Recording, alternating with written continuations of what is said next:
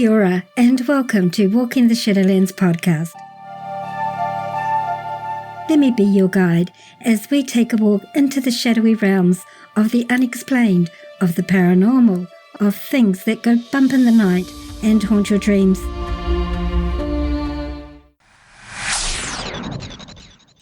Your hosts? I'm Marianne. Thanks so much for joining us today, tonight, whatever time it is, wherever you're living in this beautiful world of ours. Sit back, relax, and let me be your guide as we walk into the Shadowlands together and see what awaits us there.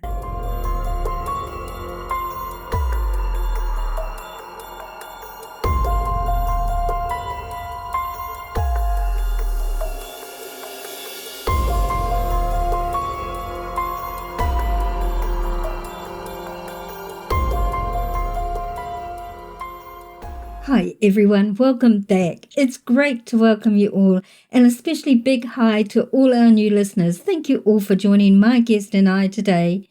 Most people have heard of the term NDE, or near-death experience. Some of you may have even experienced one. This is not a new phenomenon.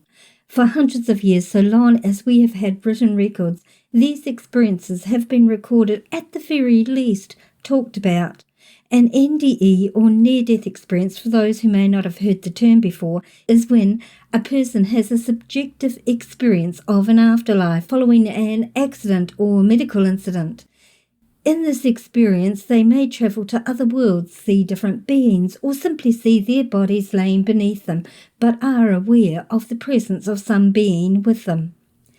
I did an episode on NDEs in the first season of the Walking the Shadowlands podcast, simply called Near-Death Experiences, where I went into the background and researched a fair bit, and also had a guest who runs an NDE Facebook support page. So if you haven't yet heard that episode, it will lay really good groundwork for this one. There have been decades of scientific research into this subject, which has established that for people who experience these, they are very real, profound, and life-changing experiences, transforming the lives of those who have them. There are also many commonalities people can and often do share during these experiences. The more powerful the NDE is, the more profound the after effects can be. The most common after effects of NDEs are psychological and therefore quite subjective. Many people reset their priorities, change their values, and rethink their beliefs following their NDE. But what if the after effects of an NDE were not just subjective, but were undeniable regardless of interpretation or belief? The facts checkable by looking at the evidence, talking to witnesses, seeing the proof. For example, what if someone suddenly developed the ability to produce high-quality paintings of their NDE, a newfound skill that went far beyond any artistic ability they had before? And what if that same person then suddenly acquired the ability to compose classical symphonies after their NDE? And their symphonies were then premiered at sell-out orchestral concerts, even though to this day they are unable to read or write a single note of musical notation. Wouldn't this be undeniable evidence that an NDE was more than a psychological, subjective event? Proof that even a cynic would have a hard time explaining? After his NDE, this is exactly what happened to my guest this episode. This is his story. So, are you willing to walk with me into this part of the Shadowlands and learn more of this inspiring and uplifting experience? Then let's begin.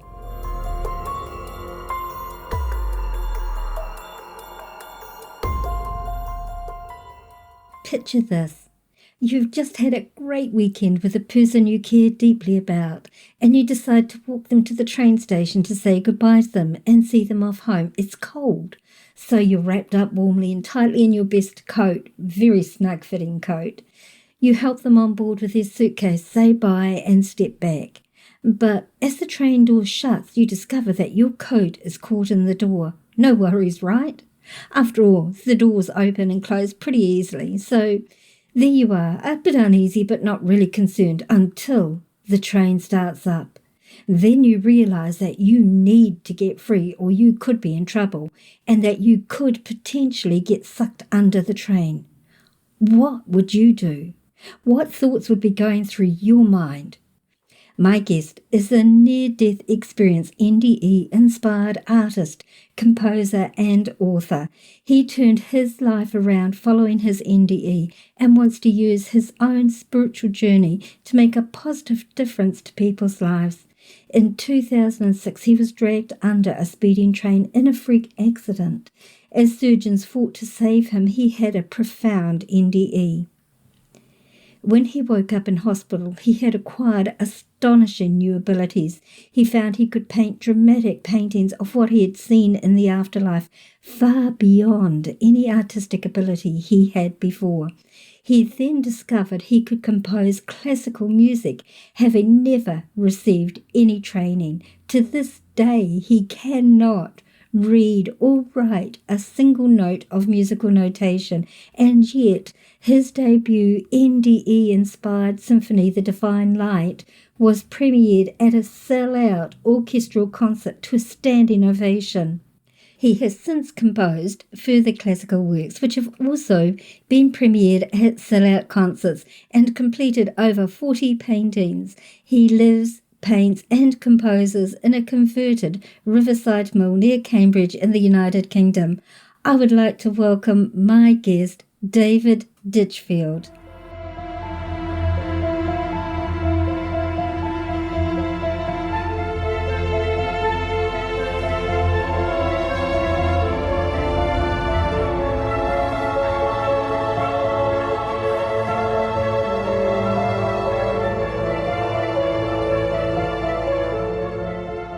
Thank you so much for agreeing to join us today. Oh, my pleasure. David. Yeah, you have a really interesting story, one that left me with a few questions actually at the end of it, which I'm sure you get all the time. Maybe you could start at the beginning and tell us what led up to your accident, sure. in as much detail as you want. Okay, well, yeah, no, that's cool. I mean, basically, what had happened was I'd been living in London for quite some time. Actually, I've been there for quite a few years, and I'd hit rock bottom in my life. I'd hit hard times. I was pretty much broke. I got no money, and I was struggling to find work because I'd left school without any qualifications, and so I was just kind of picking up whatever kind of work and I could, mainly manual labouring work. And so living in London, like all capital cities, it's an expensive game, and it's a competitive game as well because there's an awful lot of successful people in London. And I guess I was aspiring to all that crowd as well. So that made life even more tough for me because I realised that wasn't the right sort of, I was moving in all the wrong circles as well. So life was consuming me. So my sister and her family were living in Cambridgeshire and they got a house out in the country, and she said, come and stay with us. You need a break. So I did. And I was there for a good few weeks and just chilling out and trying to get my head back together. And I'd met up with somebody, a really lovely person called Anna, only a few weeks before, and in London, and we just met by somebody else in a bar and stuff. And she said, "Why don't I come up and see you for a few days in Cambridge?" I said, "That'd be lovely." So she did, and so we hung out for a few days there at my sister's, and she'd got to get back to London. So I said, "Look, I'll take you to the station," and of course, And so we arrived at the rail station, and the train pulled in, and I helped her on with her bags onto the train, and said goodbye. Said my goodbyes to her and hugged her and kissed her, and we just had a lovely few days together. So I was giving her a real warm hug, and then the emergency buzzer started going. So she was going, "Quick, you're gonna have to get off." I was going, "Yeah, and I'll be fine, don't worry." But as I did step back, the bottom corner of my coat got caught it got trapped, literally trapped in the automatic closing doors of the carriage.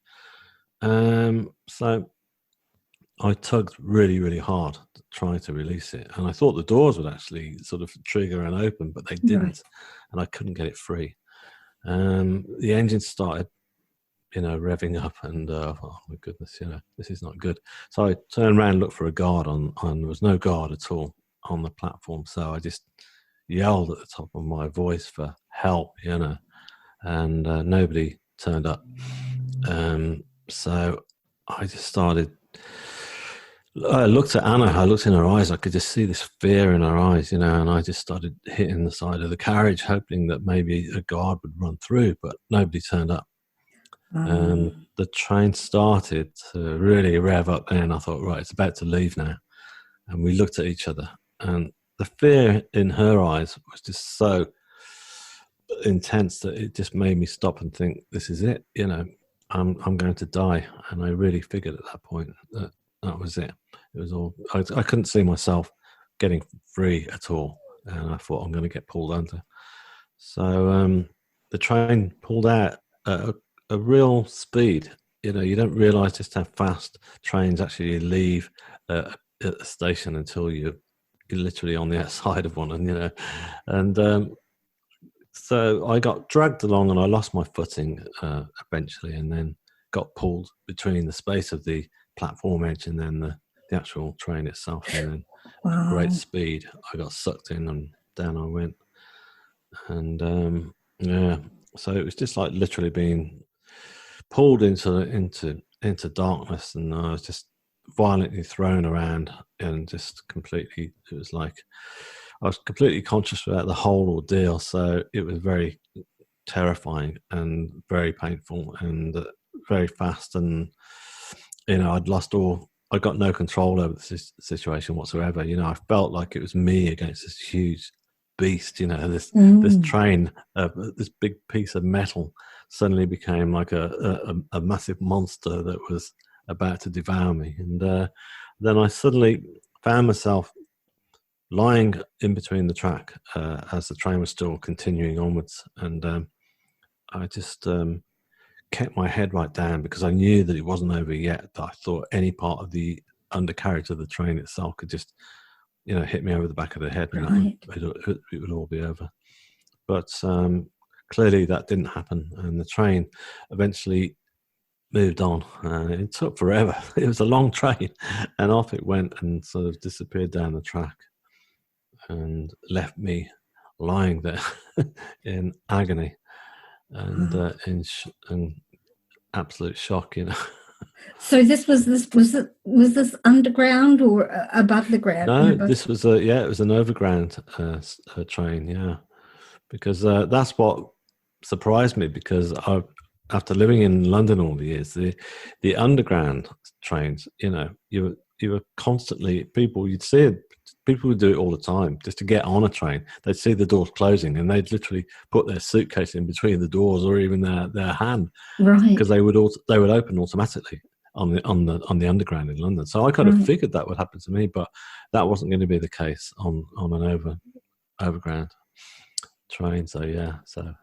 Wow. Yeah, it was outdoors. It was a heck of a drop as well, with it being an overline station. The platform edge was like they're pretty high. 5 foot. Yeah, it's about 5 foot drop or something. And were you actually originally trapped between the platform and the train itself?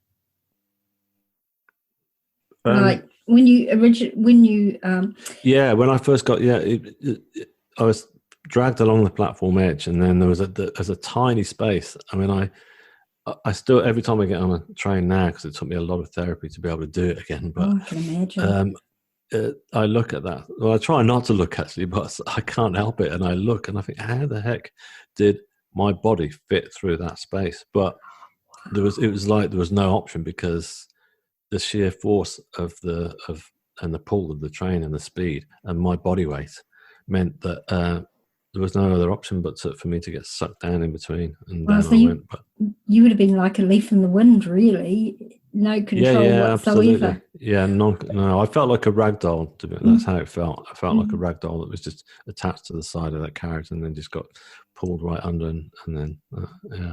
That's absolutely terrifying. And the reason I asked if you were between the platform and the train is because I have heard of cases where people got caught between the platform and the train and they died because of the train moving twisted their bodies. Yeah, well, my body was twisted and thrown all over the place. Yeah. You know what the crazy thing is like the British Rail Police did a massive inquiry on it, and it took them a year. You know, they took the carriage down to London and stripped. They told me that they stripped the doors right down to the last rivet. You know, Wow. that's how. And they said that when they completed their inquiries, they said that he said we don't get it. We banged our heads together and we're all saying you should be dead. There's no way you should have survived that. Everything that happened that day should have killed you outright, and we don't understand how you survived it. But you know, I now know that it was something a much huger force and presence was taking place that day, bigger than any of us in the rail police could ever imagine. You know, and that saved me. Absolutely. So there you were, the train had moved on and you found yourself lying on the platform.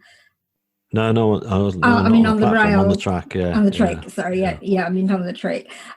I imagine initially it must have just been like shock, like, you know, how am I still here? Am I still here?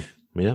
And you probably at that stage didn't even really feel your injuries, I imagine, for at least for a brief space of time. Yeah, you're right. I mean, I was in absolute agony like I'd never felt in my life, but there was a sense that I didn't really comprehend just how much pain I was in initially. You know, it's like, I think it's like, it was almost like, you know, I think that I can remember when I was a kid at school, you know, getting into fights in the playground, and the first hit in the face really hurts, and then the ones that follow don't hurt so much.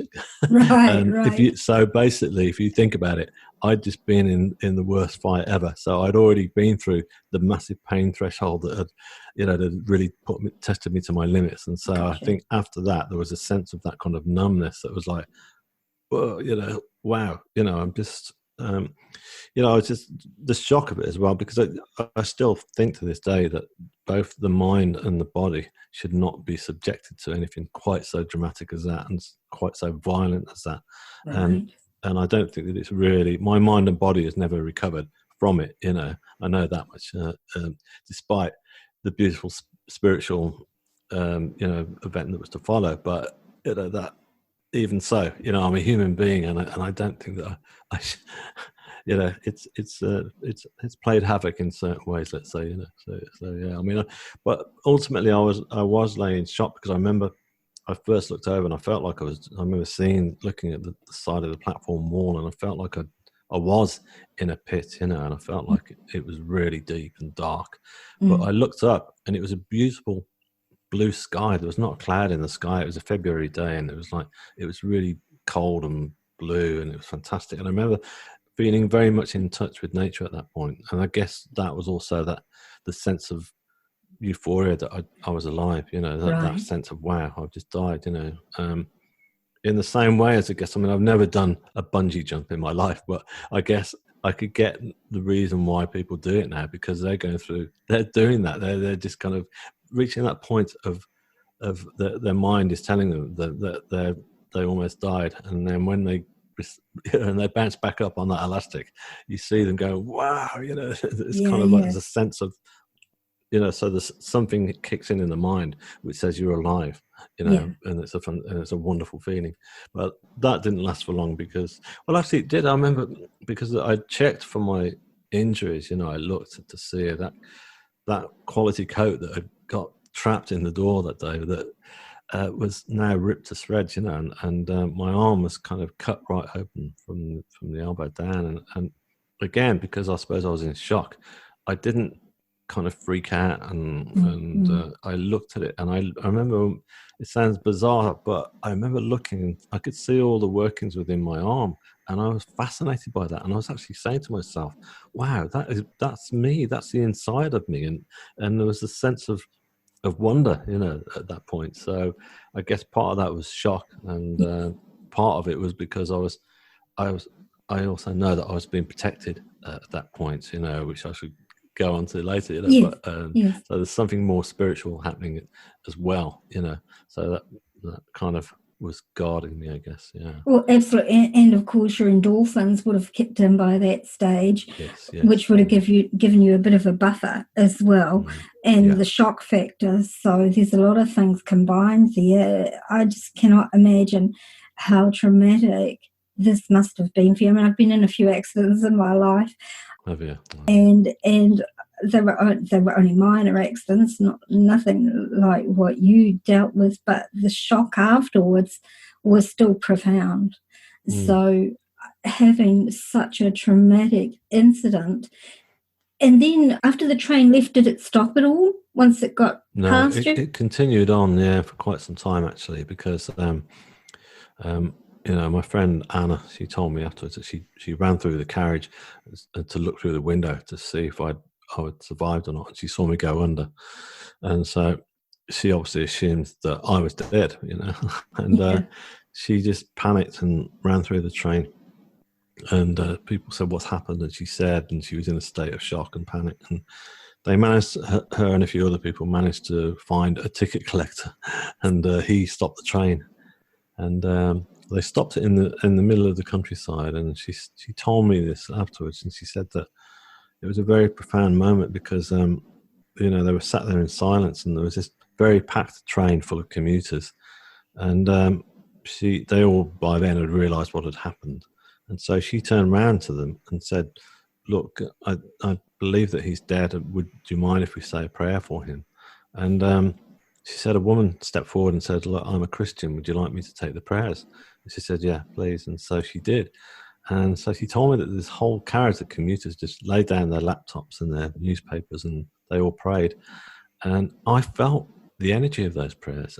It's really amazing, but I did. And I firmly believe in the power of prayer now from that point on. Yeah. So that was pretty. Yeah, but bless her. She when they finally moved on to the next station, and she said she got off, and obviously the platforms were really crowded because they'd had to stop all the trains, and an announcement came over saying that there's a delay because there'd been a fatality at the previous station, so they got it wrong. So she got that confirmation, and broke down and thought that was the end, But so yeah. Wow. Honestly, that just absolutely touches me when I read that in your book. As I said before we started this interview, I couldn't put your book down. I started reading it and I just couldn't put it down. I had to. It was like I That's literally brilliant. I had to keep reading it, and the emotions. I felt the emotions of what you were conveying. I felt like what you were going through, and even now I'm, like Thanks. here's a saying that goes that I really, really love, and it's this: that what comes from the heart touches the heart. Yeah, that's good. Yeah. And your experiences actually moved me quite deeply. So there you were, lying on the train, and as you said in your book, you were worrying that another train was going to come along and Yeah, get that's you. right. Yeah, And was that's the a next thing I very thought. valid fear. Yeah, well, I mean, it's totally valid, isn't it? It's just, especially when you're in such a vulnerable place, and because I figured there was no one around. You see, at the station, because I'd called for help and there was no one around. So, thankfully, there was the only person who actually working at the station was a woman who was working in the signal box, and she was watching the whole thing. She watched it all unfold on the CCTV, but she couldn't alert the driver because there was no communication set up there. It was all Right. just lights and stuff, So, but she managed to stop any trains coming through. So that was, but also the emergency guys arrived really quick because there was actually a hospital only around the corner from the station itself, and so they were there, jumping on the track and cutting through my clothes and stuff and trying to assess me and what have you. And somehow they got me onto a stretcher, and somehow they got me up, you know, like that 5-foot drop or whatever it was onto the platform, and then wheeled me into an ambulance. And I remember the doctor said to me, we got in the back, and he said, "Look, you're in a pretty bad shape, and there's a hospital around the corner, but there's a much better one. But can you hang on?" And I said, "Yeah, let's go." So I remember, you know, they just stuck the siren on, and we just took off like a rocket, you know, and then sped off down the highway, and we ended up at Adam Brooks Hospital, which is like, it's a university hospital. It's quite a well-known one, Right. and in Cambridge. And so I'm really glad I went there, because they did save me. You know, I turned up, and I remember we arrived, and as I was being wheeled in, I could see this kind of like, we got into the emergency department, and there was like a whole team of medics and nurses and doctors waiting for me, and they just started, you know, working on me straight away. And so it was pretty intense, because there was a lot of frantic voices going and stuff, and all this science firing over my head, thinking, "Oh my goodness, this doesn't sound good," you know, because I was losing an awful lot of blood by this stage, because my left arm I hadn't realised it, but it had been severed as well, and so they, you know, but it was all very dramatic, but again, it was all very kind of surreal, because, you know, they were getting ready, and then the surgeon who just started working at the hospital, which was brilliant, that it was like synchronicity that this guy just started working there, because he really looked after me. He was fantastic, you know. In fact, I said to him, "Look, can you save my arm?" And before I went into surgery, and he said, "Yeah, I will." And he kept his word, because he told me afterwards it was on the, you know, in their notes that they would automatically have amputated, because, you know, it was slightly attached, but there was not much of it there. But they did about 3 8-hour operations to save it, but they did. So I've still got it. You know, it doesn't function, you know, completely, but hey, you know, amazing work, an amazing guy. So I was a nurse for like close to 40 years, so I know the amount of work that goes into that sort of operation. So the very fact that you've been able to retain your arm is an absolute great thing. Yeah. Even if you don't have full function of it. Yeah. Yeah, it doesn't matter. I've got it, and that's great, you know. So yeah. So there you were, surrounded by all this medical staff, surrounded by the machines that beep and all this activity around you, and yet you were kind of cocooned in this almost like a vacuum state, I imagine, like it was a surreal thing. You were there, but you weren't there. Is that right?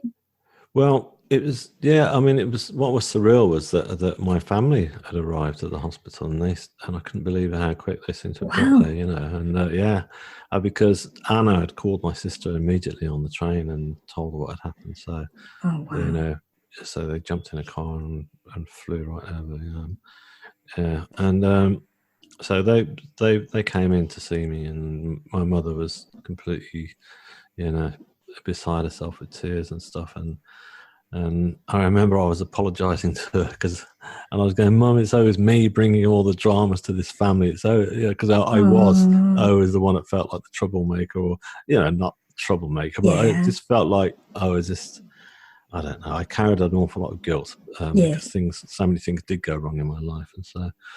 But she was going, no, stop! It's not your fault, which it wasn't my fault, you know. But anyhow, so that was that. But the main thing that was really in my mind at that point was just I wanted to talk to Anna, because I saw that she was there. Mm-hmm. So the police had brought her in really quick as well. And I just remember seeing her sat, you know, looking completely torn, you know, and in shock. And I said to my mum, I said, "Can you get Anna to come over? I want to talk to Anna."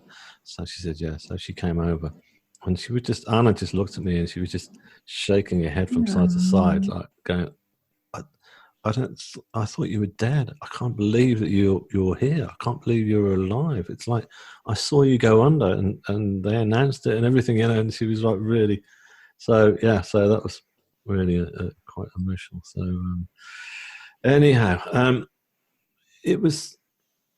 I was very awake, and I was very aware of what was going on, and I was getting nervous because I thought, things don't sound right. And then, with the way the doctors were getting so frantic, and Right. then they said to my family, they were going to have to sort of ask them to leave, and then it was at that point I just suddenly left my body, and it was amazing. All the pain and all the anxiety just dispersed from me, and I was suddenly in what felt like a darkened room. Mm-hmm. But when I say a darkened room, in a really lovely space, it was a really calm and relaxing atmosphere. And I just lay there, and I just thought, where am I? And I thought, the pain's all gone, and it's everything's gone, and I'm just, it's just delightful. And I figured straight away that I died, because I knew that it was on the cards at that point, and I figured I must be dead. This is it. This is the next phase of where we go. And I looked around me, and the first thing I noticed were these like pulsating colors. They were almost like orbs, just slowly pulsating all around me. And then I just thought, what's going on? And I kind of looked to assess the situation, and I realized that I was no longer laid on the hospital trolley that I'd been brought in on, but I was laid on a huge slate sort of rock. It was almost like a big sort of, like a medieval altar, and Right. and I realized that I wasn't clothed anymore, but I felt comfortable laid on this rock. It was like one of the most comfortable things to feel, to be there and relaxing on it. And I looked to see whether my wounds, how bad they were, and everything was healed. My arm was back in place. There wasn't even the slightest scratch or bruise, and I realized then that my body was covered in like this blue sort of satin silk sort of sheet. It's a beautiful light blue, and it was like, it just covered me. But the way it covered me, it was comforting. It was like Right. really, it was a really beautiful feeling and sensation. And it was at that point I just figured that there was somebody else there. I felt, the presence of somebody.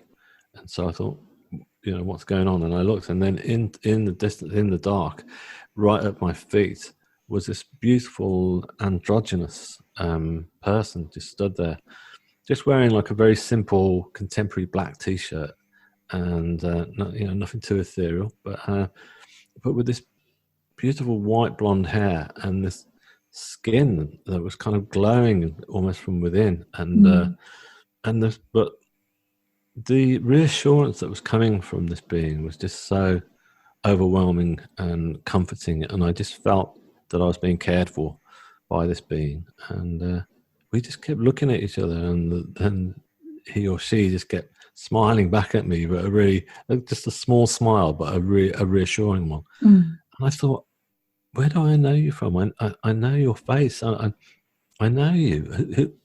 And I was just thinking, and I figured, well, I knew that I'd known this being throughout the whole of my life and beyond.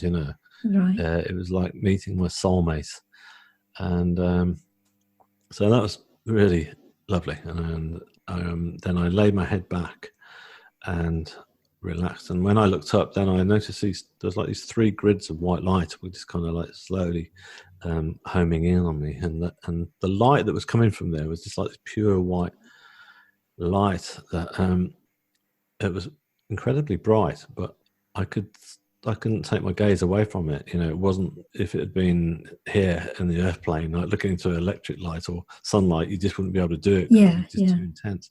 But with this light, I could, and I just thought, it's healing me, this light, and it's really bathing me, and so I laid back and enjoyed that sensation. And it was at that point I figured I felt that there was more people suddenly had arrived, and so I looked around me, and either side of me there were two female forms. The one to my right was just kind of like long brown hair, and just wearing a simple dress, and sort of green eyes, I'd say, so quite sort of European in appearance.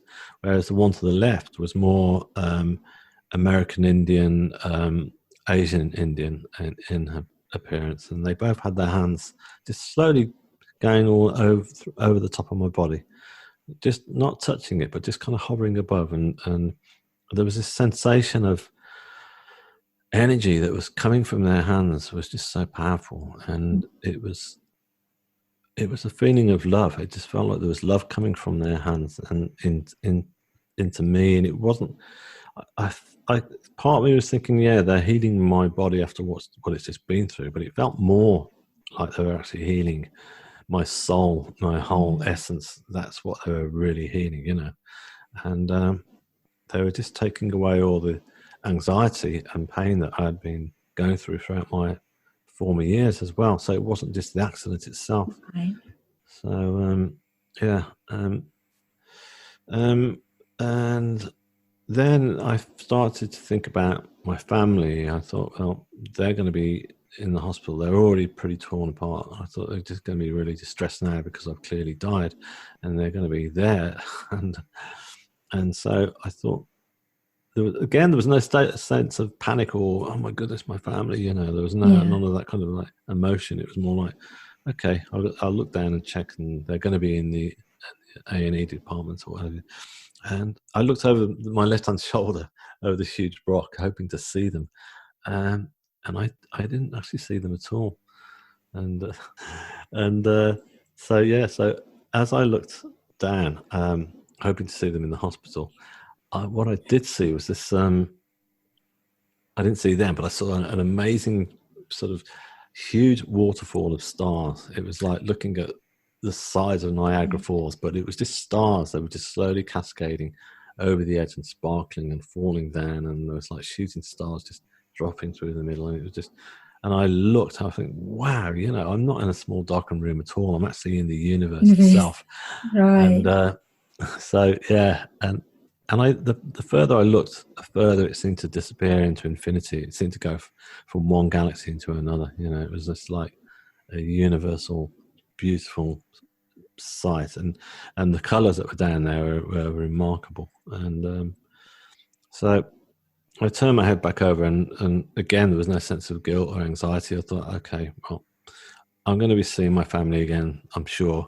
And if I don't see them, they're going to be experiencing what I'm experiencing now one day, and it'll all make sense. And so I kind of laid my head back, and then it was at that point that I felt the most profound energy was just suddenly it turned up like a huge dial, and it was like, I thought, what has happened, you know? And I just kind of looked, and then looking beyond the being of light at my feet, I could see this tunnel of white light, like a huge tunnel, and it was just like slowly getting close towards me. And the energy coming from this light was just like, it was like every molecule of my body was just kind of like shaking, you know, with it, but in a really beautiful way. And it was still this sensation of love, this unconditional love that I was feeling, but it was just like tenfold, you know. And this light, this tunnel of light was like, it was like, it was surrounded by flames that were just slowly circling around the light as it came in towards me. But it wasn't, it was very powerful, but it wasn't at all terrifying. It was just awe-inspiring. And and I just knew at that point that this was the source of all creation. This is God. This is not, you know, the image of God that I'd always assumed, and most people do, you know, whatever their God is that they choose, you know, it wasn't in human form or what have you. It was this massive tunnel of light, but that was it. This is where it all comes from. And it was just pretty much at that point anyway, I'd laid my head back, and I remember just looking up and at the stars, and then suddenly I was back in my body. I came crashing back into my body, and the pain came rushing through. You know, the overkill of light and sound was just overbearing. You know, and then suddenly it was there. I was back back in the hospital. That must have been a real shock when that transition happened. Yeah, it was. It was just. I remember feeling the shock. It wasn't like it's, you know, it happened really. It was almost like really very quick. But interestingly enough, a lot of people say to me, "Oh, you must have been really, disappointed after all that to have come back, or did you feel disappointed?" And the answer to that is I didn't, because I was just so charged with energy, and I was just part of me was still there. Part of me was still experiencing all this energy, even though I was back in the hospital. And all I could think to myself was, why have they sent me back? There must be a reason, and I've got to find out what it is, and I've got to tell the world. I'd never heard of near-death experiences until this point, so I didn't even know that they existed. So for me, it was like, I figured, how am I going to tell everybody that the afterlife is beautiful and that death is not to fear? How am I going to get this one across to everyone? So but also I thought there must be a reason more than that. I thought there must be. I figured at first that it must be that I'd got to help people. I've got to maybe be a healer myself, or what have you. I wasn't really sure, so I was trying to figure that out for quite some time. Right.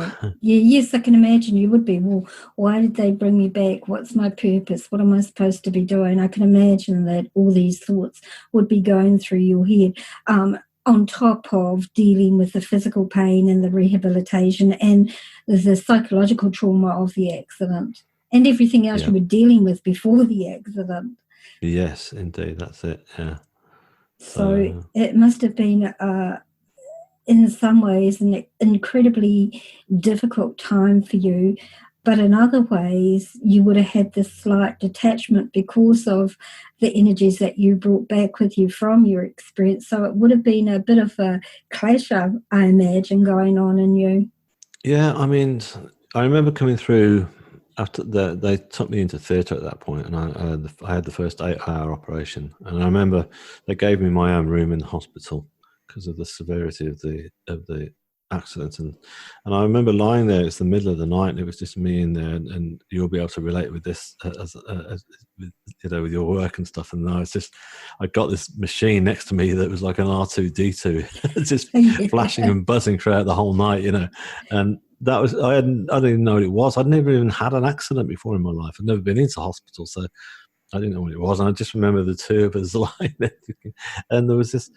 So yeah, the first night there was this part of me was still very charged with all the energy and all the positive love and what had happened, and but there's part of me was also thinking, processing what had happened, the accident, and thinking that was just horrific, that was terrifying, and so I was kind of, the first night I was just kind of like weighing up everything, weighing up the fact that I just stared death in the face and I'd survived. But the truth is that the actual experience itself won out in the end in terms of the positivity of it all. It's just, I just decided right from the off that I knew how I was going to start telling people about this, and I thought, I'm going to do a painting. I'd never done anything like this before, but I thought, I'm going to do, and it's got to be a big painting, I told myself. It's got to be like a big Renaissance style, Michelangelo, where you can see exactly what's going on. Right. But it's got to be, it's got to be a big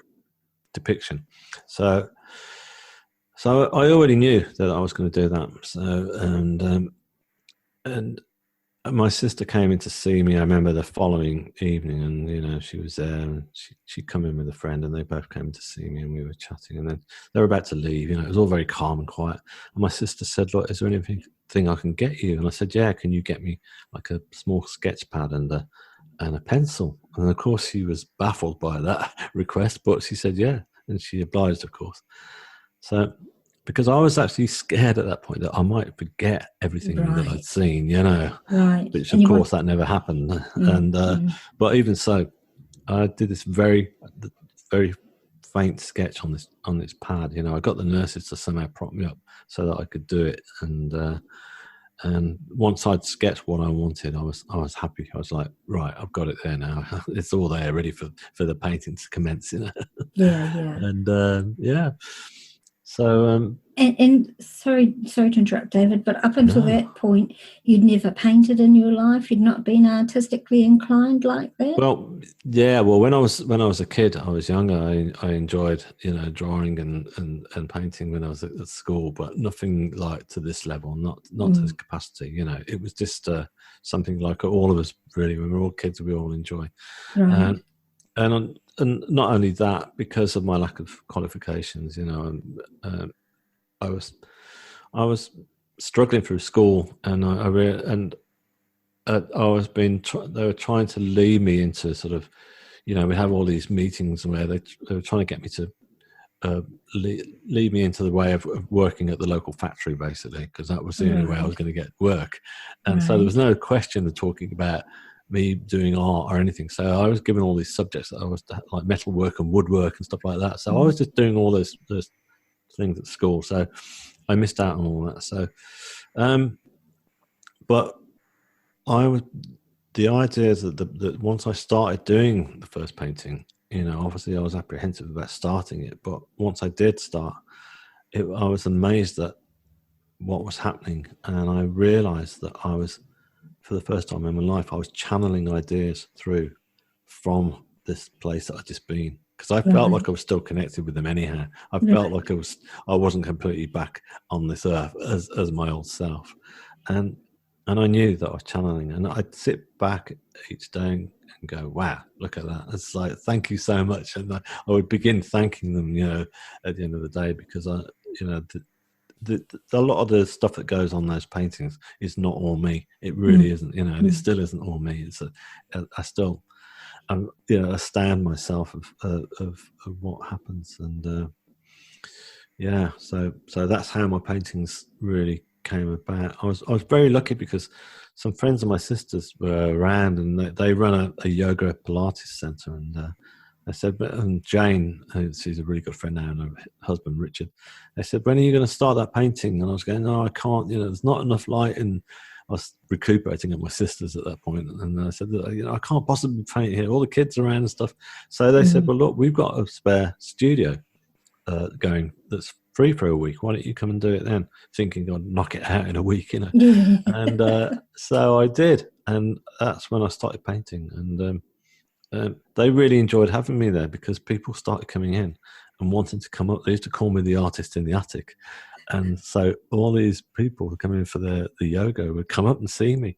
And then word got around what it was about, that it was about my near-death experience and stuff, and people were fascinated. So I also found my voice there, and I found that people were interested and fascinated. So Jane and Richard turned around by the end of that week, and they said, well, you're clearly nowhere near finished, are you? And then they said, well, you can stay. I said, oh, well, I thought you needed, no, we'll work around you. And I ended up staying for 2 years. Wow. And they never charged me a penny, all that time. And it was remarkable. So it was like synchronicity that they were meant to come into my life. And otherwise I wouldn't have been able to have done all the paintings. I was prolific after that. I was just kept painting and painting. It was just a great energy being there and stuff. So, and as an artist myself, because I paint and sculpt, and I looked at your art, and I could see right away that you can feel the energy coming off your art, which really touches the people, and two, your use of colour, the way you've used the colours you've used, everything in your paintings really sends that energy out of what you were trying to portray. And the artwork is absolutely brilliant for somebody who's never trained, who's never done any artwork. Your art is amazing. Thank you. And that's from one artist to another. Thanks. But from one person to another, from a sense of the energy that came off your paintings, that comes off your paintings, like your man sitting on the table behind you, just amazing energy. Yeah, that's Brando, Marlon Brando, that is, yeah. Oh, I was looking at that face thinking, I know that face. But, like, how did you, get his proportions right? and getting the shading, and shading is something that I struggle with really badly, but you did so. You can tell that it's really inspired art, is what I'm saying. You can tell that you channeled it through. Absolutely. Yeah, brilliant. That's great. Thank you. Yeah, I think it's because I allowed what I knew, as I say, pretty much straight away that I was being helped, and so I allowed myself to be open. I didn't restrict myself. You know what I mean? I wasn't scared. Yeah. You know, I remember when I was painting the skin tones. You know, that suddenly I was inspired to like put, you know, like some lime green paint on the skin or blue paint and stuff like that, and I don't know why, but and I thought, no, that's what they're telling me to do it, and I suddenly realised that worked, that it was giving the skin different dimensions, you know, rather than just thinking, you know, that skin is just one colour, you know, and it's not, you know, the skin has got light reflecting off it, and in fact, you know, I don't know how it happened, but there's just lots of different things like that. There were certain things that happened in the painting, like there was one painting that I did, which was one that I wanted to do. It's the second one I did, which is called The Beauty Within, which was I wanted to process the accident itself, and that so I painted them. It started off with me lying on the rail track, and then the paramedics guys down there, you know, were working on me, and so it's all very dark, and it's all you can see is like the jackets, the day glow jackets and stuff that are shining and what have you, and the fluorescent stuff, and that. Then I didn't know where it was going to go from there, because that's where I started, and I wanted to take it up to the blue sky as well, because I wanted to take you out of that darkness, and I can promise you this was not at all intentional, but the way it went from that darkness into the sky became a tidal wave. So if you look at that painting at all on my website or whatever, you'll see what happens. That it takes you from the darkness of the track, and it goes. And I made it into a tidal wave, and then the tidal wave just kind of curls into the blue sky. So I was being led to give that kind of like. It's kind of quite surreal when you look at it. You know, people say, "Why is it a tidal wave and stuff? How come there's a cat sat on it?" You know, and things like that. And there was a reason for the cat. You know, because.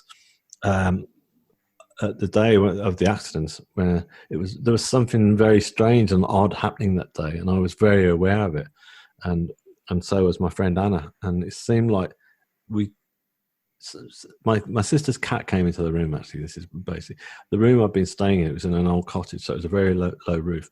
And I remember the cat Mushu came in and just jumped. We heard this kind of clattering, and he jumped on top of this very high wardrobe and was kind of trapped almost between the top of the wardrobe and this low ceiling. And I was going, "What are you doing up there? How did you get up there?" You know, and he just lay there with his paw dangling over, and he just kept staring at us both. And it was like we were just kind of going, "Oh, stop looking at us!" You know, it's just. And I figured afterwards that he was trying to warn me that, you know, that he was trying to give me a sign that something was about to happen. You know, because cats are very intuitive. Yeah. So he's in the painting. He's sat on top of the tidal wave with his paw just dangling down. So he's featured in there. It's really cool that you added him in. He's very important. Yeah. Yeah, absolutely. You talked about your website. Can you give us your website address so my listeners can go and see the paintings for themselves?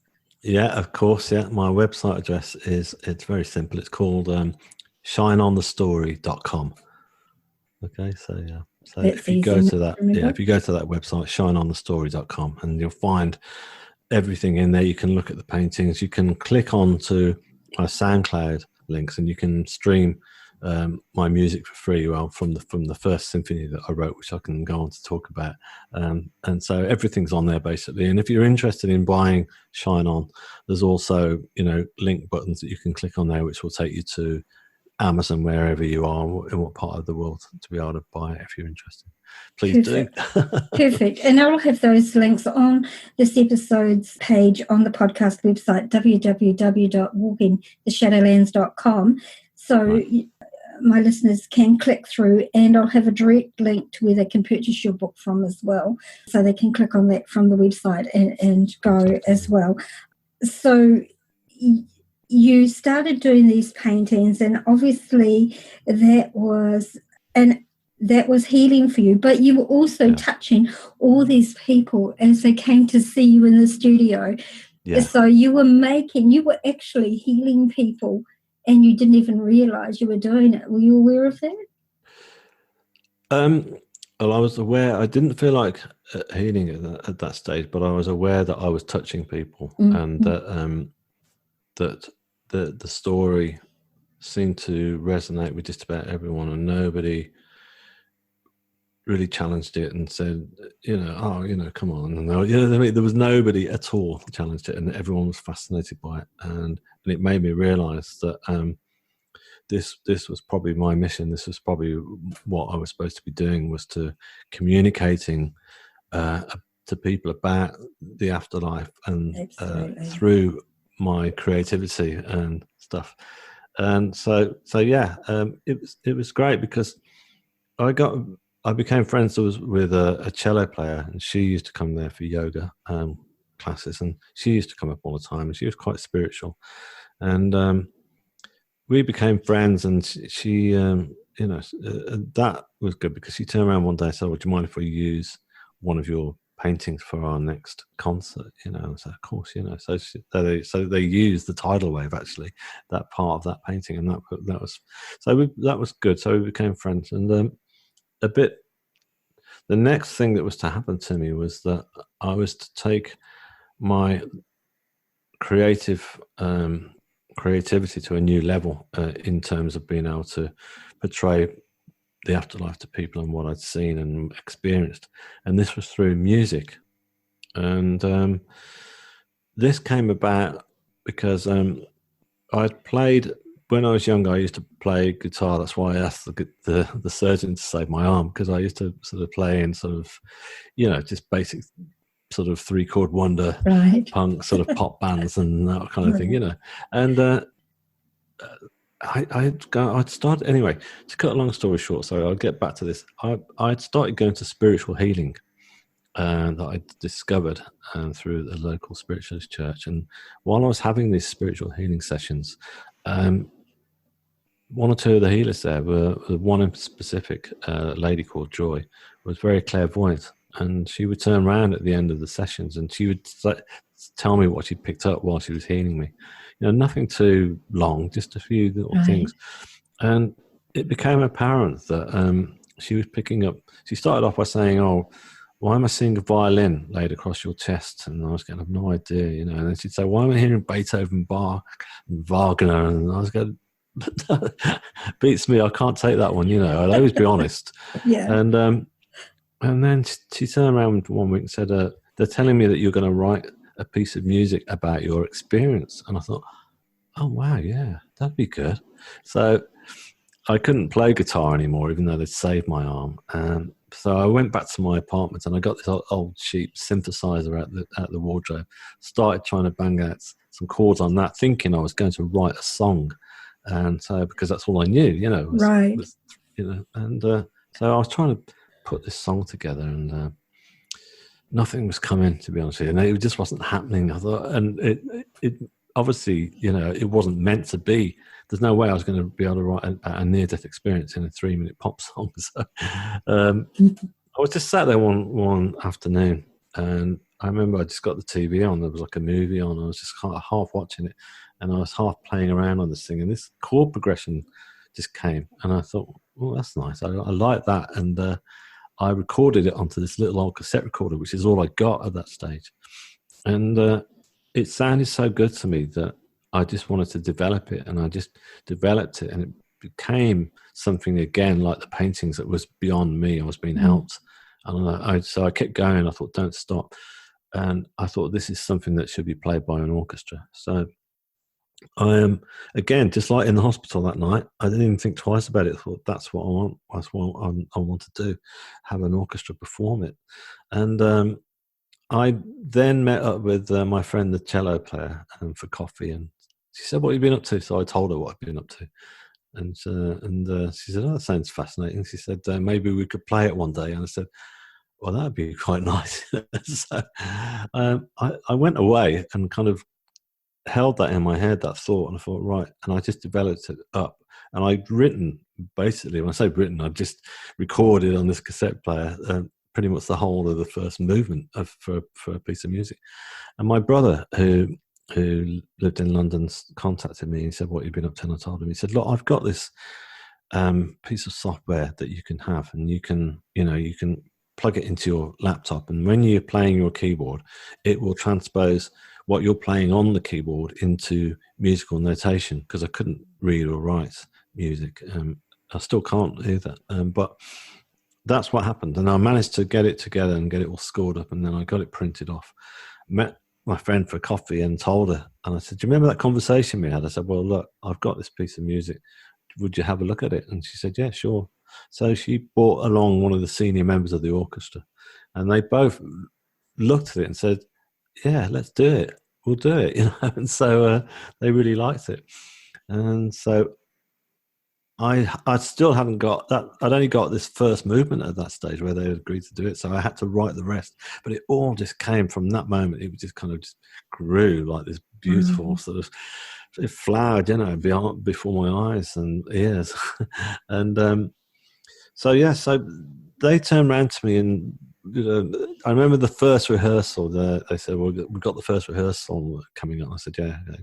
So I remember turning up to that, and that was kind of, I was apprehensive. I was confident because I knew that I was being guided by this, but I was also apprehensive because I'd come from a working class background with no musical knowledge, and there I was walking into an orchestra, a full orchestra, and they're all very highly educated, middle class sort of arena, and I arrived, and the conductor said, oh, he had his back turned, they were playing through something else, and then he turned around and said, oh, the composer's here now.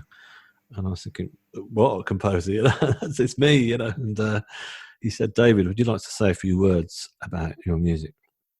And I bottled it, and I said, no, thanks, it's okay. And he said, no, come on, we'd like to know. So I did.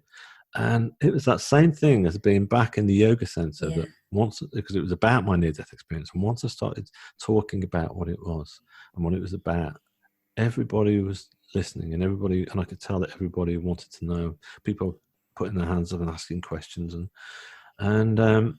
so I stepped aside, and the baton came down, and the beautiful moment was just like, it just overwhelmed me. It was like those three chords that I talked about earlier were the opening chords to the first movement, and they came in, and they just kind of like, it was like I was bathed in this amazing sound. It was just like three-dimensional. It was just filled the whole room, and it was just like, wow, this is incredible. It's something that I would highly recommend to anybody to sort of have that moment of, if ever you write some music for orchestra. It's just beautiful. So and I just thought, yeah, it's worked. This is going to happen, So yeah. Wow, that's really, and of course, then you finished writing, and I remember reading how initially you felt insecure about how the orchestra was taking your work, but then you realized later that it was actually they were as feeling the same way, because they were meeting the author of this music, so they were like dealing with their own insecurities on a personal level as well. So it wasn't they weren't like being snobbish or standoffish. Yeah.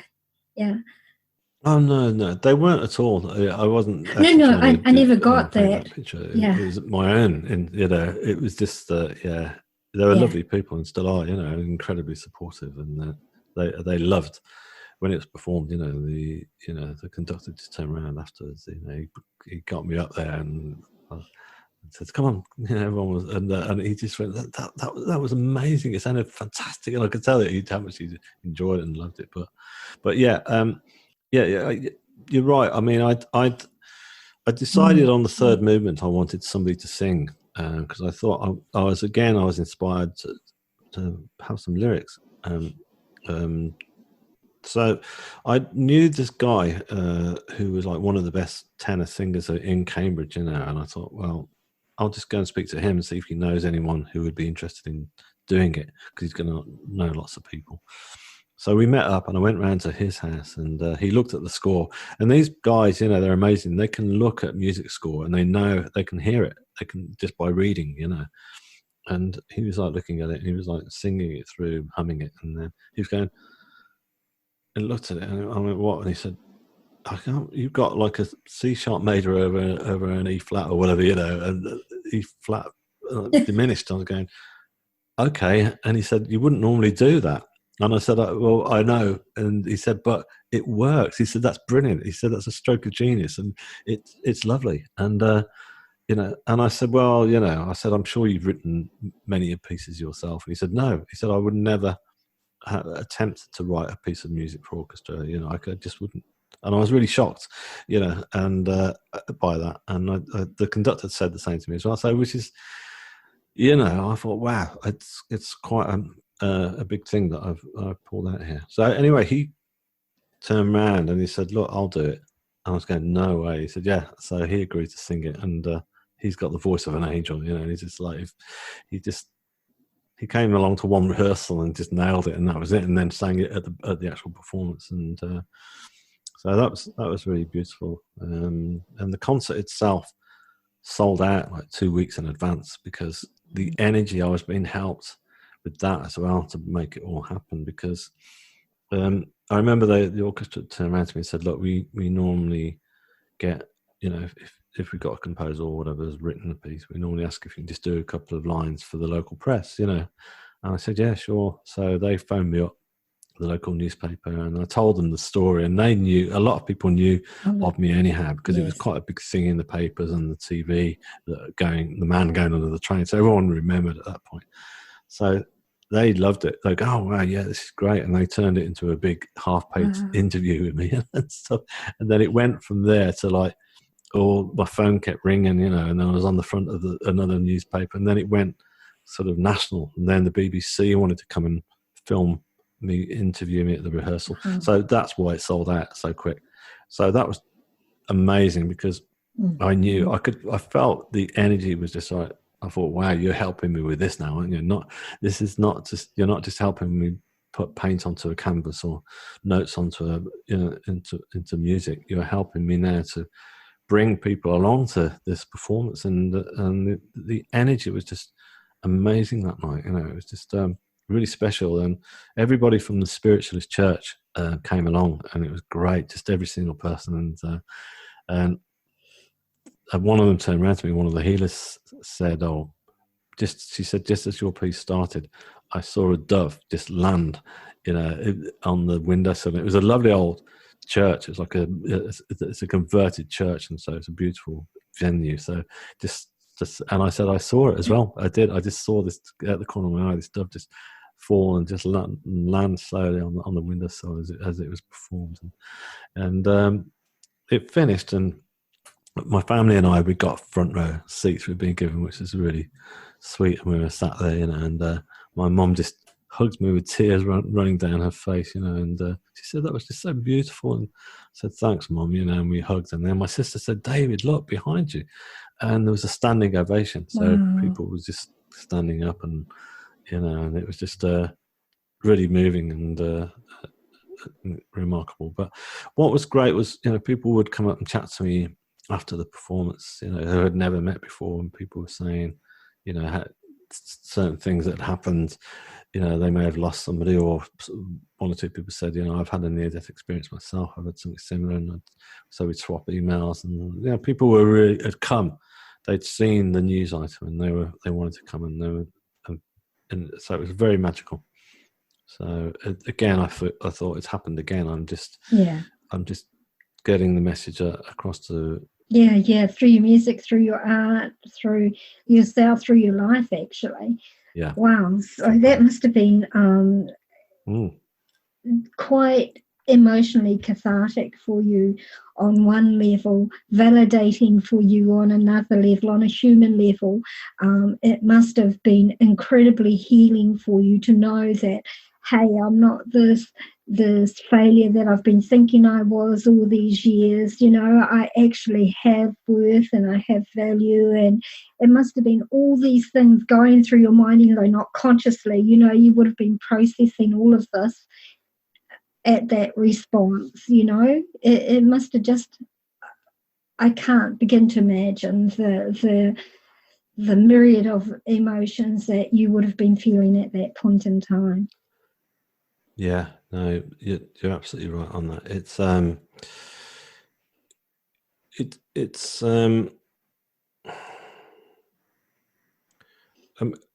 I realised that my life had just had been one series of letdowns, and that I was constantly beating myself up before in my life, and so I never really gave myself any self-love or self-worth.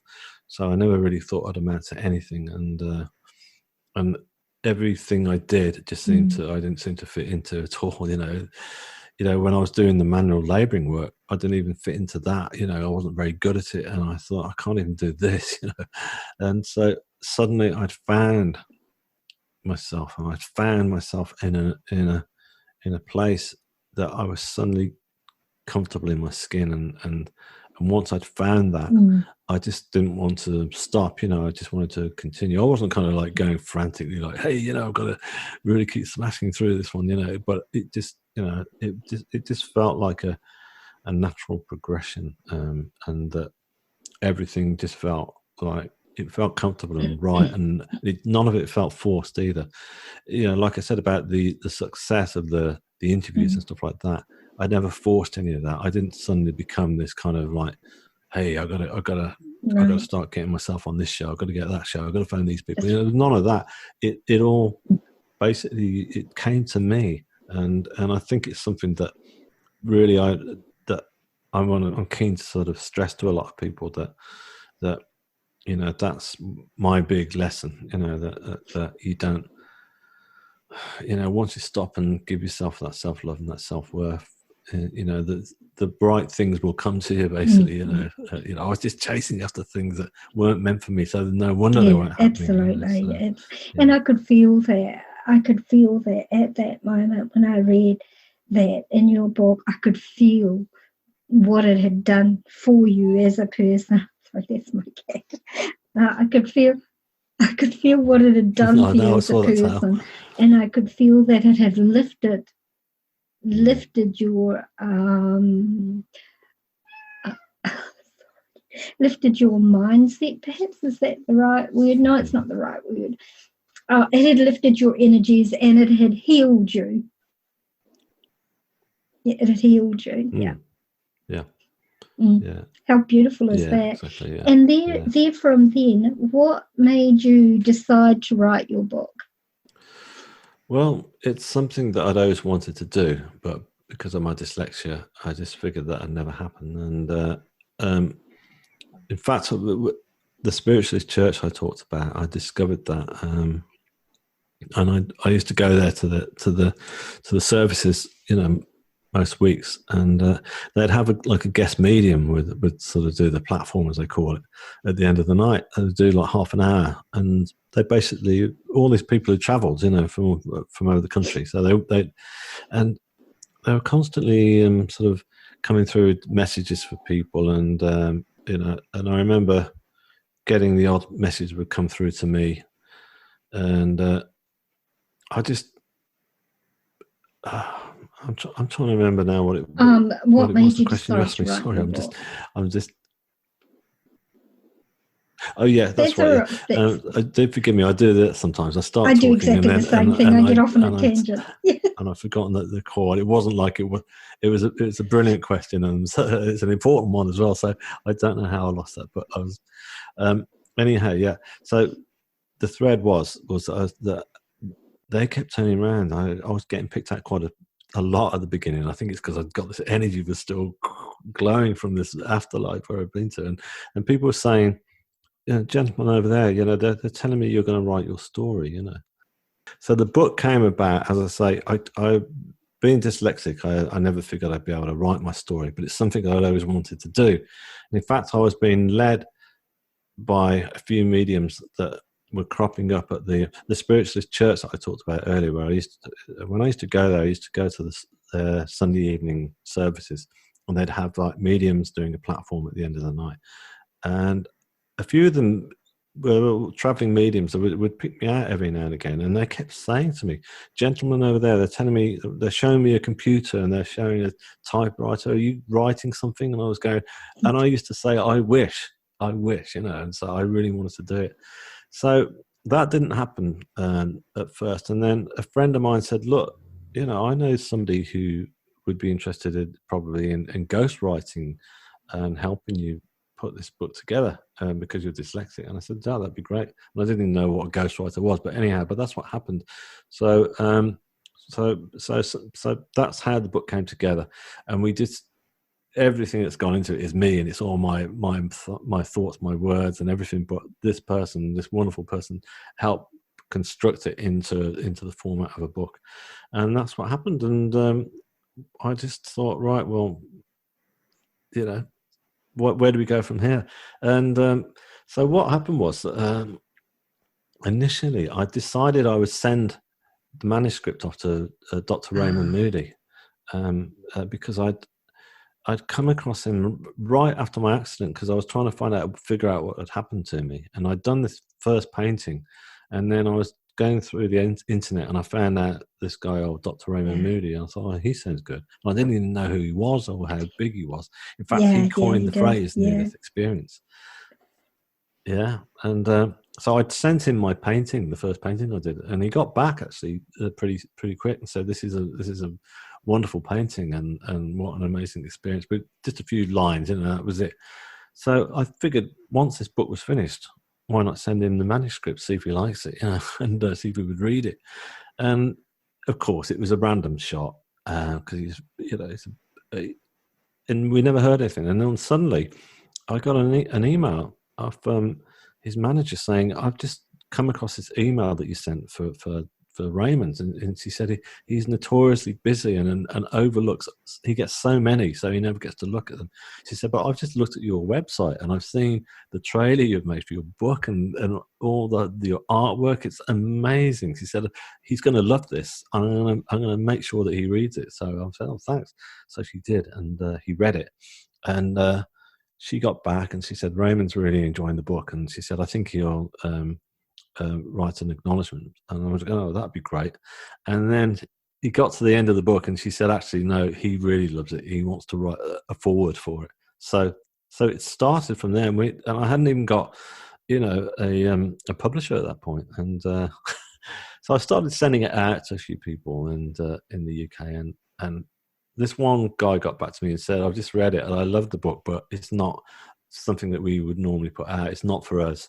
And he said, "Do you mind if I hand it to someone else?" And I said, "No, sure." So he handed it to this guy called Michael Mann, and he got in touch with me. I remember it was just before Christmas, and then he said, "Look, not the one before last. It takes the process and that." But it all happened again really quick, and so he said, "I've just taken it to my team, and we'd love to offer you a publishing deal." And I was going, right, and that was just like literally before, what a Christmas present. And so that was it. And then the wheels went into motion really, really quick. And then before we knew it, it was all coming together. And then the book was released here in the UK on June the 26th. So that's only so it's out, and it's been brilliant because it meant that I've done lots of interviews with and meeting wonderful people like you, which is great because it's like, I'm having these fantastic conversations, but also it's getting out and to many, many people in far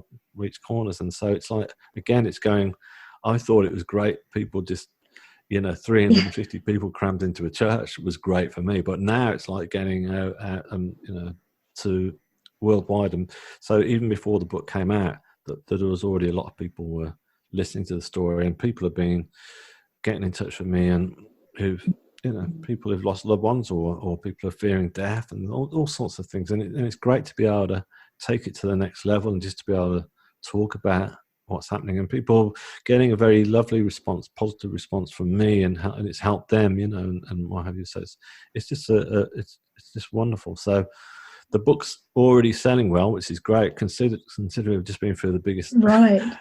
craziest, sort of crisis, worldwide crisis with the COVID, and It's actually no surprise, because at this time, with all the deaths and everything, people are really wanting to know that life continues on, because these are scary times that we're living in. So it really doesn't surprise me at all that your book is taking off. Mm-hmm. I interviewed a chap in my first season. This episode will be in my 5th season of my podcast. In my first season, I interviewed a guy by the name of Ned Martinier, who's in the States, and he actually started a support group for near-death experience survivors. And it's a really wonderful group, and all these people... He started it because there wasn't really a lot of places where people could go to talk about their experiences, where they didn't feel so alone at that point in time. Of course, now there is, but his group has over 30,000 members.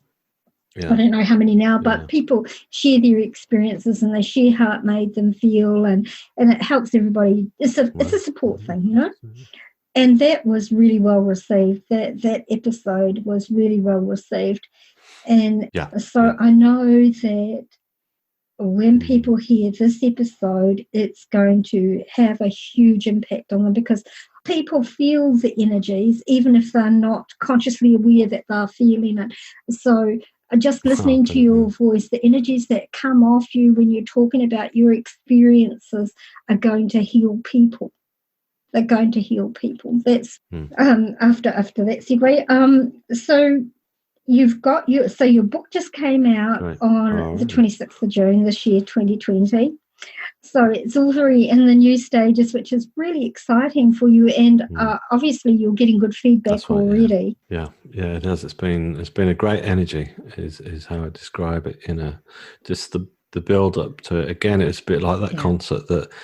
The week before it came out, I could feel like the energy was just, the dial was turning up, and then it was like it was almost like Christmas, if you like. It was like the night before felt like Christmas Eve, and then when I woke up on the day of the release, it felt like, I thought, the energy is just really great. I mean, social media is obviously a brilliant gauge of all that, and it was just really strange because I was opening up my phone and I was just seeing all these messages were coming through, not from my friends, but just random people that I didn't even know, and friend requests, and it was really odd. And I thought, it's great. The energy's kind of just going out there, and it's not me. Literally, of course, I was working hard at my social media, but not that hard. It's not like I'm suddenly getting people because I'd worked hard at trying to pull them in. It was just the energy was just happening, and it felt very powerful, and it continued to be so over the last week, and so it's been lovely. So it's, as far as I'm concerned, if it's brilliant. If it only reaches this point, I don't care, because it's beautiful. But I don't think it will. I think whatever happens next will be. I agree with that. It'll form its own natural sort of path and take me where it needs to. So, to round this off, David, where do you see yourself going now? What did your NDE teach you?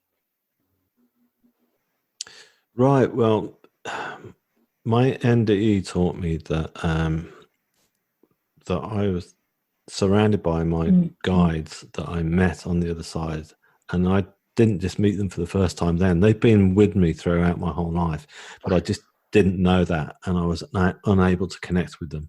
Whereas now I connect with them on a daily basis, and I call upon them, and it's very easy for all of us to do that. And what I learned when I was there was unconditional love, and the healing process that I talked about that was happening was them healing all those wounds that had been inflicted on my soul, and they were healing my soul. So basically, I've learned to love myself now.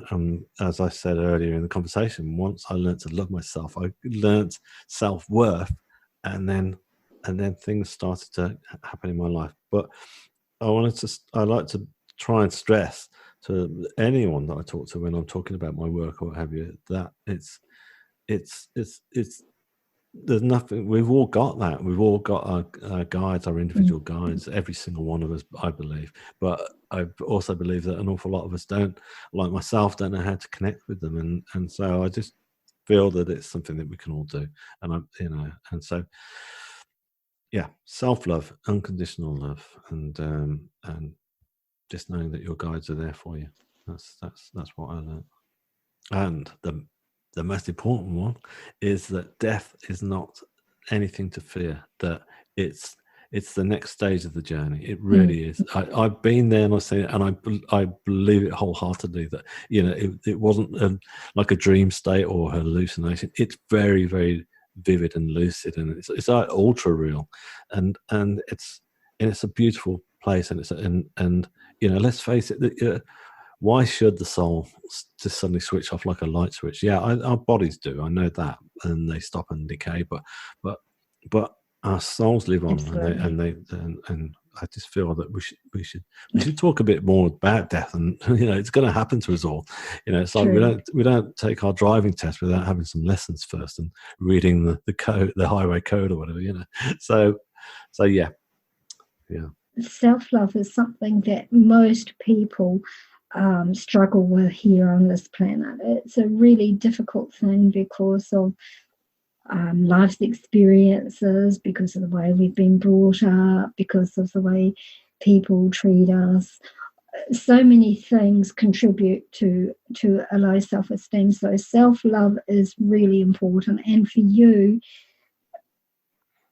this has been a total, I can see that despite the pain and the trauma and the physical things that's left you with that you probably struggle with on a daily basis, it's healed you. Yeah, exactly. Yeah. It has, yeah. How beautiful is that? That's really, really beautiful. So where do you see yourself going from here? I don't know, because I never really sort of plan ahead, I guess. Because I just allow whatever happens to come into me as much as I possibly can.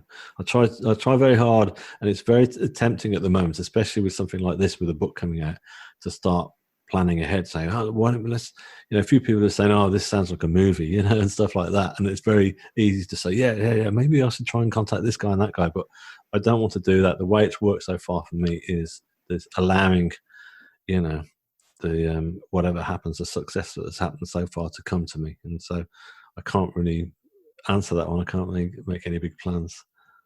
So to close off our time together, and I've really absolutely enjoyed talking with you, would you like to once again share your website and perhaps your social media handles so anybody who's listening can follow you? Yeah, sure. Well, the website is like the main hub where you can go to. So that is shineonthestory.com. And everything's in there. You can listen to the music, stream it for free, or look at my artwork. Instagram, so you can find me there. So that's David_Ditchfield. Then Facebook, I've got an NDE page, and so that's David Ditchfield NDE. And but as I say, I think you'll probably find everything through any of those links. Really, you'll get taken. I've also got a what's it called? A YouTube, a YouTube channel as well. Sorry, I forget half these things. So there's a YouTube channel. So if people want to sign up to that as well and follow me, you can see what's going on, because I tend to do video diaries of every now and again. But I'd recommend really just to go to shineonthestory.com, because you'll find the links there for all the other ones on there. Right. So that's probably the best thing. Yeah. Awesome, David. Look, thank you so much for your time today. I know that it's getting late in the evening in the UK, and I really have enjoyed our time together.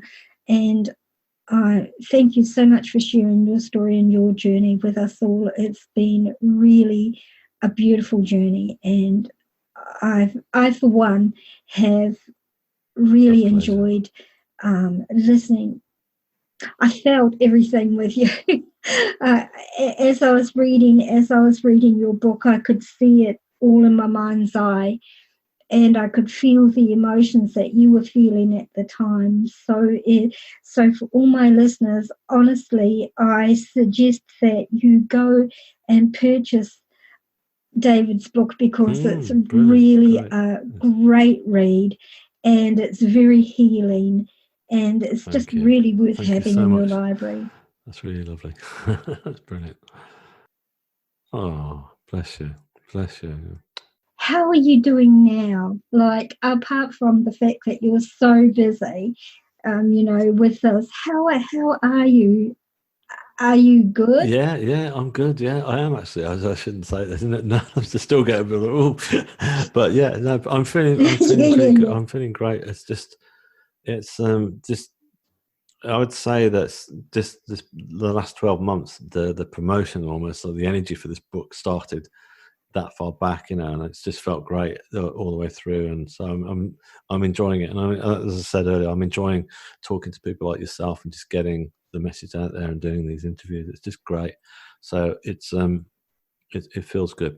I'm feeling very, very positive about it, but in a calm way, without going, yeah, this is amazing and stuff. You know what I mean? So I feel good, and yeah. That's awesome. Oh, that's so awesome. You have a wonderful evening, David, and thank you so much for your time. I really appreciate it immensely. Oh, it was a pleasure. Thanks for inviting me along. It's really great chatting with you. It really is.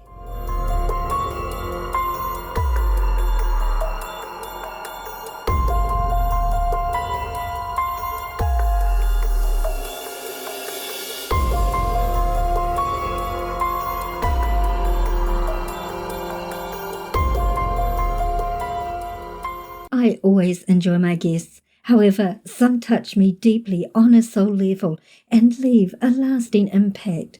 David has been one such guest. I literally could not put his book down when his publisher sent it to me. Literally couldn't. I read it in one sitting. It made me laugh, cringe for him at times, and definitely cry. I found myself saddened for him and the lasting physical impact of his injuries, but at the same time uplifted and encouraged by the personal strength and healing, yes, healing, this experience gave to him. Something that was extremely horrific changed his life in positive and encouraging ways that I found extremely uplifting and empowering. I encourage all of you to purchase this book. It's brilliant, and I don't get anything for promoting it. I simply feel that it will impact many of you listening as much as it had me, and it may provide healing on a level for some reading it, so please check it out. There's a link on this episode's page on the www.walkingtheshadowlands website that will take you to Amazon, where you can purchase it from. You can also check out some of David's beautiful art and listen to his symphony from this episode's page on the podcast website, or on David's website, www.shineonthebook.com.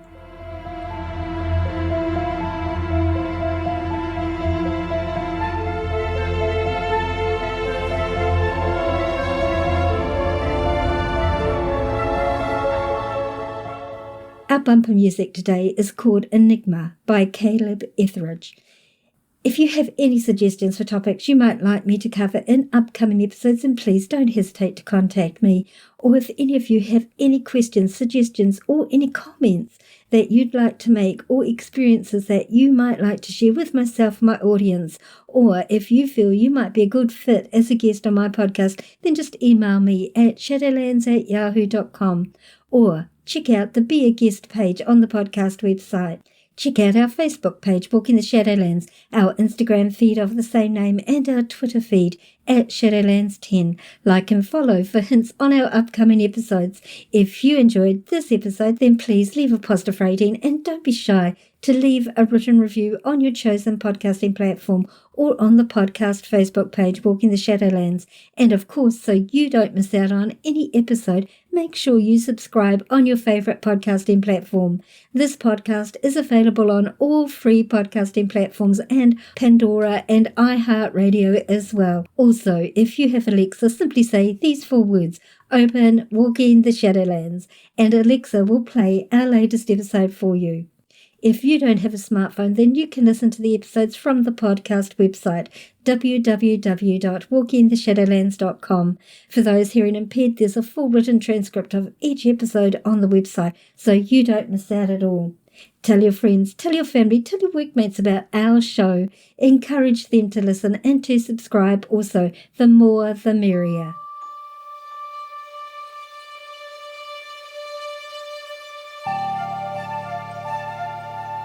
Thank you so much for listening today, tonight, whatever time it is, wherever you're living in this beautiful world of ours.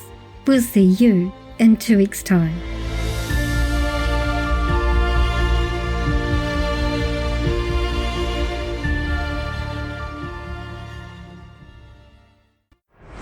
Thanks for listening.